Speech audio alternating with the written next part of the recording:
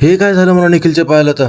काय म्हणता मित्रांनो, आज दुपारून आपलं कॉलेज आणि निखिल आणि अजय बाहेर गेले होते, म्हणून मनोजने घेतलं जेवण बनवायचं काम हातामध्ये. जोपर्यंत जेवण बनते मला तोपर्यंत आपण आंघोळ वगैरे करून घेऊ. मस्तपैकी थंड पाण्याने आंघोळ करून घेतली. आता आपल्याला जेवण तर रेडी होतं. खिचडीच होत कसं, उडदाचे पापड एक नंबर लागतात, घरून आणले होते ते भाजत होतो. सगळ्यांना विचारलं होतं पण आधी कोणी नको म्हणलं होतं. नंतर सगळ्यांनीच खाल्ले बघा. काय सगळेजण बसलो जेवण करायला, कारण कॉलेजचा टाइम झालं होतं आणि सर निघालो जेवण करून मग कॉलेजला.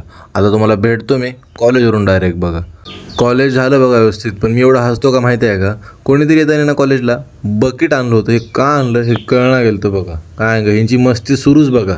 काही झालं ना कॉलेज सुटो की बरो मस्तीच राहणार. आता आपल्याला जिमला पण जायचं आहे, पटकन निघालो फ्रेश वगैरे होऊन सरळ आलो बघा जिमला. आता आज मस्तपैकी आपले शोल्डर करायचे होते. जय बाजीन बली म्हणून वॉर्मअपला सुरुवात केली बघा.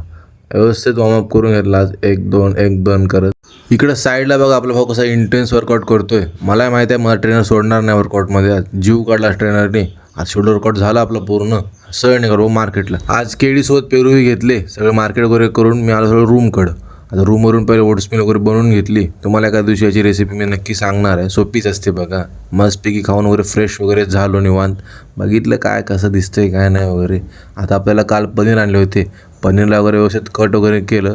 प्याज कांदा टमाटा सगळं कट करून मस्तपैकी पनीरला तुपामध्ये फ्राय केलं बघा. घरून तूप आणलं होतं ना. आणि साईडला डाळ बनवायला घेतली. डाळ वगैरे व्यवस्थित बनवली. निखिलने आधीच भात करून ठेवला होता. मग काय सगळेजण बसलो आम्ही जेवण करायला. तर जेवण वगैरे झालं पोटभर. शेवटी काय असतं बघा, स्टडी महत्त्वाचं असतं. घेतला अभ्यास करायला. चला तुम्हाला भेटतो उद्या मी. बाय. फॉलो करून घ्या.